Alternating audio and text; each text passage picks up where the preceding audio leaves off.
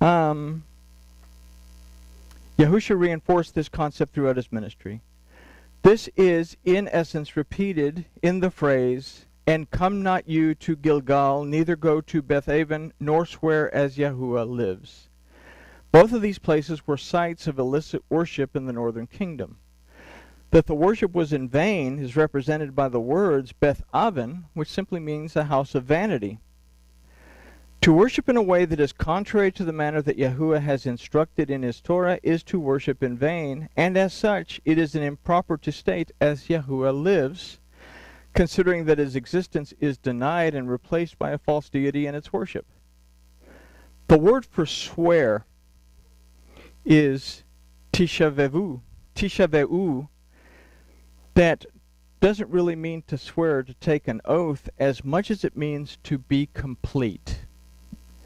So what we can consider is as a more complete idea concerning this phrase, "nor swear as Yahuwah lives," that to ignore the instruction of Yahuwah Elohim and to worship in a manner that is inconsistent with his instruction, his Torah, is to be incomplete in our own existence with Yahuwah Elohim.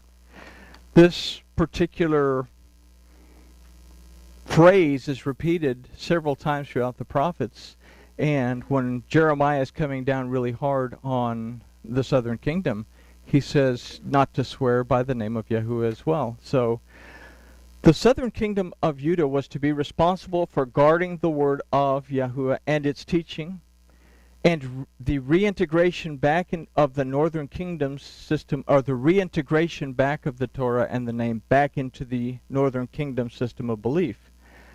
They were being forewarned not to fall for the enticements of the northern kingdom's false dogma, doctrines, and traditions. And this is reflected in the next verse. It says, "For Israel is stubborn like a stubborn heifer. Now shall Yahuwah feed them as a lamb in a large place." The word used for stubborn is sarar, that means to be rebellious. It can also mean to slide backwards. The Proto-Hebrew will give us an illustration of the turning of the head to go in another direction. Now the word for heifer is kephara, that means cow, but it comes from the root par, that means a bullock. So if we think about a bullock, we think about the head of a bull, which is the Proto-Hebrew symbol for the letter Aleph that represents Yahuwah Elohim. Another root of the word kephara is parar, that means to break, to violate, and to make ineffectual. So we've considered the negative side of Israel to mean to wrestle against Elohim. Considering these definitions, we consider the phrase, "For Israel is stubborn like a stubborn heifer," to give us an idea of wrestling against Elohim is to be in rebellion, turning our head away from his authority, and violating, breaking, and making ineffectual the authority of Yahuwah Elohim, which is his Torah. If this is the case, we too ask, "Now shall Yahuwah feed them as a lamb in a large place." So we have to consider a story from the Gospels. Consider that Yahushua fed the multitudes with 5 loaves and 2 fishes and collected 12 baskets. If we can say that this is a true story, we can answer yes. Through Judah would come the one to feed the house of Israel and return them back to Yahuwah. 5 loaves. There are 5 books in the Torah. 2 fish. There are 2 kingdoms, the southern and the northern kingdom. And we consider the 12 baskets of remnants, which is the reuniting of the 12 tribes. Now, we look at this, and we've said that the main reason for the death of Yahushua was to open the door for the northern tribe to come back to, or the northern tribe to come back to the southern tribe, to be a reunited Israel. But we also have to take into account the first verse in the Torah, the first verse in Bereshis, which says, "In the beginning Elohim created the heavens and the earth." We don't see a whole lot of anything in that other than Elohim created space, time, and matter. In the Hebrew, it's a totally different story, that we see that the presence of the tabernacle would have the authority to become the vehicle of sacrifice and restore a covenant that would reattach the kingdom of Elohim back to the kingdom of humankind, that it would restore Mashiach back to humankind. And this is something that when we say that we are under Mashiach, it's a lot more than looking to the future when Mashiach will sit on a throne in Jerusalem. To understand this is that we are always under that kingship in our relationship with Elohim. So, this is all reflected in, well, let's see. Anyway, verse 17. I was going back up and doing that all again. So, verse 17. Ephraim is joined to idols. Let him alone. And that sounds like good advice. So with everything we've just considered, this verse makes sense. We want to stay away from anything that has to do with idolatry in any form. But Ephraim is a representation of the northern kingdom of Israel. And the stranger among them, in Brit Hadashah, they're simply referred to as the Gentiles. And when we read Brit Hadashah, what we call the New Testament, talks about the Gentiles a lot. The northern kingdom was so interwoven into non-Jewish people that they were all considered Gentiles, because the northern kingdom was not considered to be Jewish, and this was a problem that Yahusha solved through his death, is that he allowed them to come back. Elohim said, I divorce you.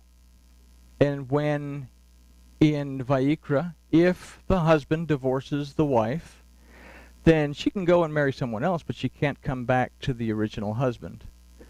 But if the husband dies, and one of the children, for example, a son, wants to redeem that wife and bring her back into the family, then he can do that. So, the northern kingdom, dispersed amongst these Gentiles, if they wanted to come back to Judaism, if they wanted to come back to the southern kingdom and worship at the temple and everything else, they knew about Elohim, they knew about the Torah, they had to convert back to Judaism. They had to go through a conversion process and be re-educated to be brought back in. What Yahusha did is he offered that ransom price so that the father's will would die, so that the son could pay the redemption price to allow the bride to come, or the ex-wife, the divorced wife, to come back into the family, which would allow the northern kingdom to rejoin the southern kingdom. So it's a lot of stuff that if we don't understand the prophets, then we're not going to understand a lot of stuff that Paul's talking about. But this was a lot of the stuff that Paul was talking about. So they're simply referred to as the Gentiles. Ephraim as a word means to be doubly fruitful. It comes from another word, parar. That's not the same spelling as the parar that we discussed earlier. That means to bear fruit. The word for joined is chavur, that also means to have fellowship with and to align oneself with. The word for idols is atzababim, that also means an image. An idol we can consider to be anything that is not Yahu Elohim when considered in the context of worship. This word comes from the root atzav, that means to grieve, to find displeasure, to be angry, to be sorry, and to worry. So an idea that we can consider from the phrase Ephraim is joined to idols is that to become aligned with any worship that is not of Yahu Elohim, that doesn't come from Yahu Elohim, that's not found in his word, in other words, is to come into fellowship with the fruits of grief, worry, anger, and displeasure. These are the fruits that we encounter when we're separated from Yahuwah Elohim, when we align ourselves to our carnal being instead of our spiritual being. And Paul had something to say about this in Galatians 5:16-21. It says, "This I say then, walk in the Spirit, and you shall not fulfill the desire of the flesh. For the flesh desires against the Spirit, and the Spirit against the flesh. And these are contrary to one another, so that you cannot do the things that you should. But if you are led by the Spirit, you are not under the oral Torah. And this is where we get a lot of heartache from Paul, because Paul is talking about 3 different types of Torah in the book of Galatians. When we translate them out of Aramaic into Greek, then you have one word for law, and that's the one word that you use. So all of a sudden, the law is the law, and we don't understand the difference between the Torah, the instruction of Elohim, the oral Torah, which is the interpretations of the rabbis, and the Torah that of wanting to go back into a system of that once you've been redeemed from it, wanting to go back into a sacrificial system that you don't need to go back into. So, but if you are led of the Spirit, you are not under the oral Torah, doctrines and the traditions of men.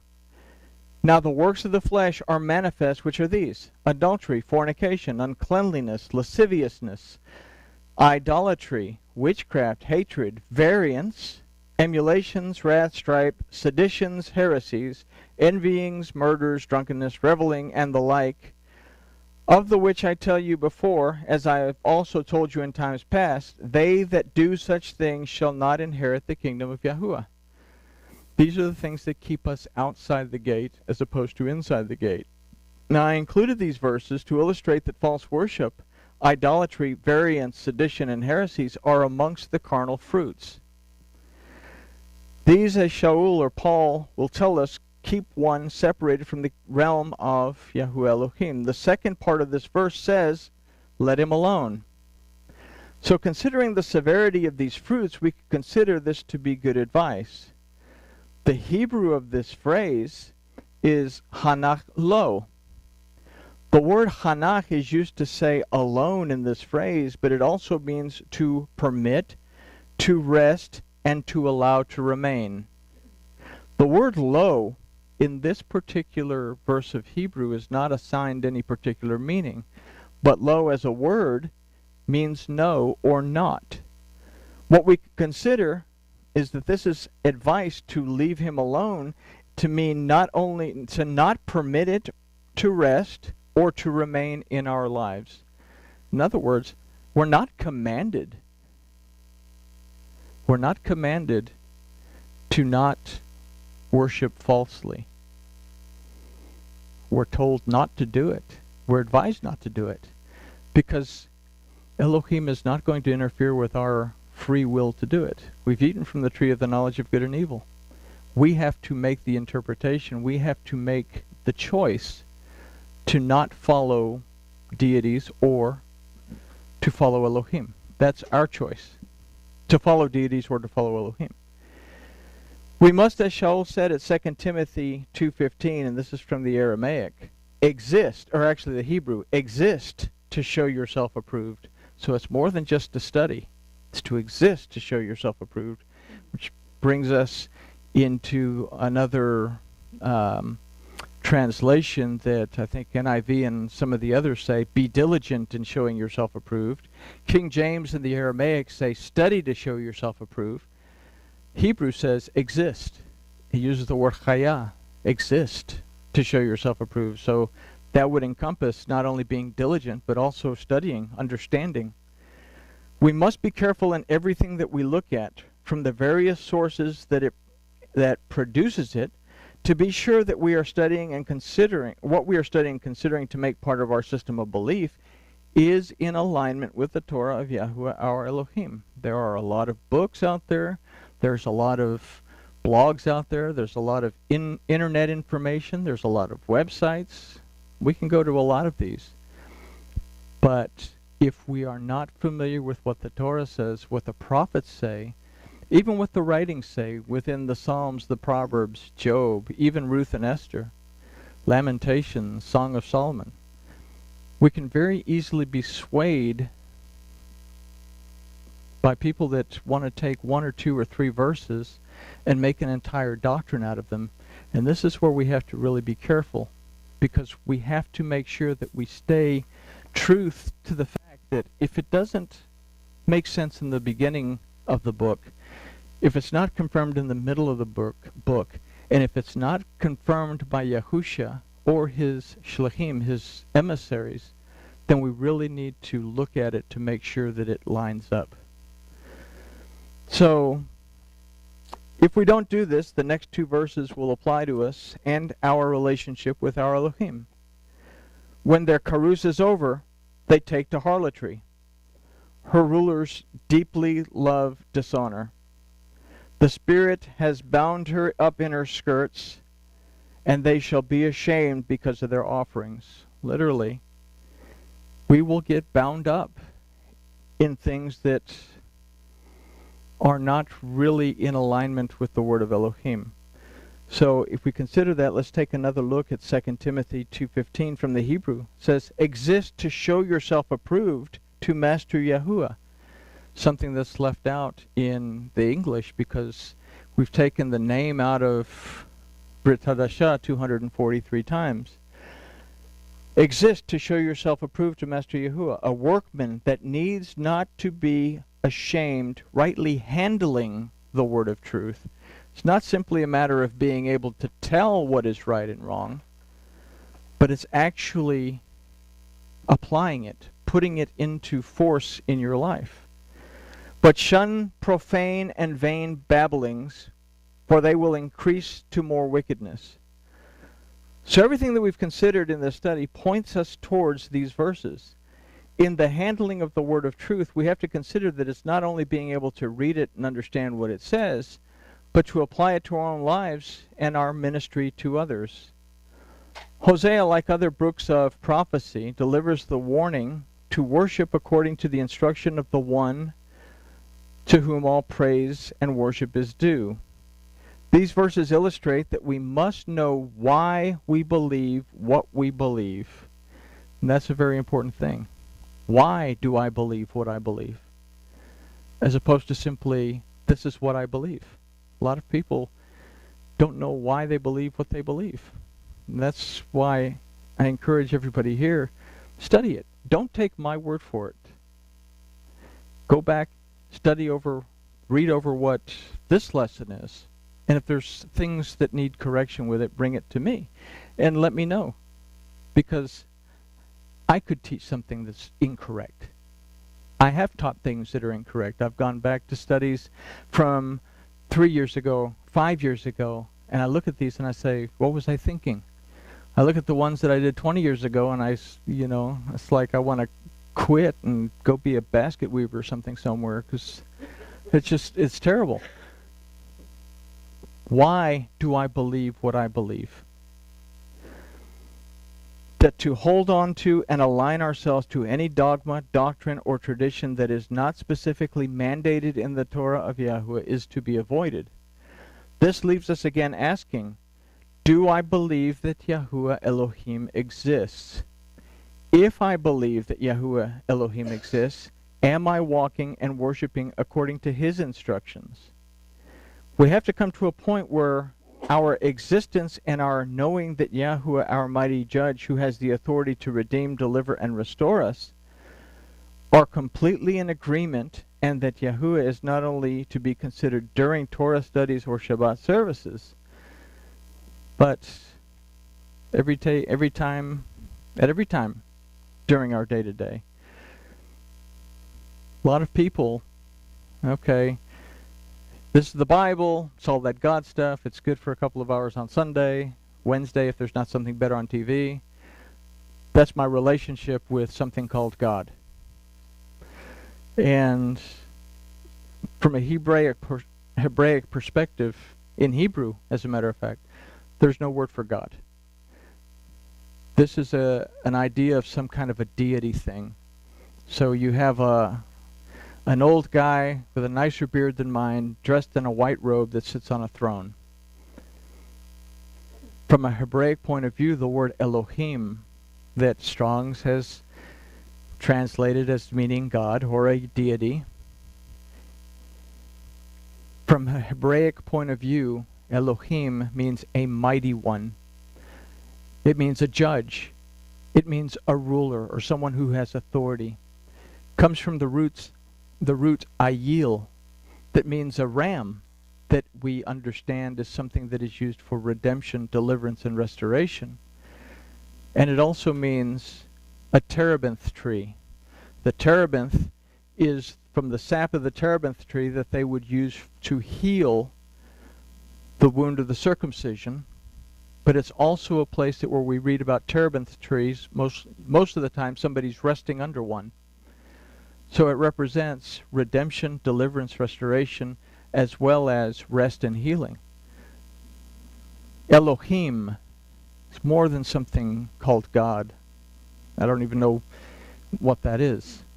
But I understand that I have a mighty judge who has the authority to redeem me, to buy me back out of slavery. Well, I don't sell myself into slavery.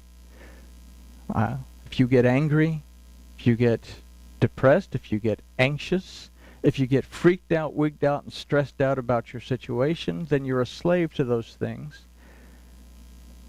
Make teshuvah. Talk to Elohim. He will buy you out of that. He delivers us when we get ourselves into those binds that we need deliverance from. And He restores us back to a relationship with Him, giving us rest, healing our situation, so that we can go back and sell ourselves back into slavery again, get ourselves into more messes, so that we can be redeemed, delivered, and restored again. So, it's what kind of relationship do you want to have? If I say Yahuwah Elohim, then I understand that in every aspect of my life, at every moment of my life, something greater than I am is watching over me. That when I'm freaked out, wigged out, and stressed out, I can talk to my Elohim, not necessarily pray, but I can talk out loud in a language that I understand and say, this is my problem, this is what I'm into, I don't know what to do, this is what's going to happen, these are the solutions I've thought of, and then be quiet and listen to that little voice say, did you think about this? And then you say, wow, no, I didn't think about that. And then you're able to start working. Elohim isn't going to pull you out of a mess, but He will help you to understand how to get out of a mess if you will allow Him to. So anyway, off of that soapbox. So where does your relationship with Yahuwah stand? And it's a very simple question. He asked, the first question that's asked in the Torah is a question that we have to ask ourselves often. He asked the Adam, where are you? And that's something that we have to ask ourselves. It's not about denomination, it's not about Christianity, Judaism, anything else. It's about where is my relationship with my Elohim. And with that we can say grooviness is achieved, and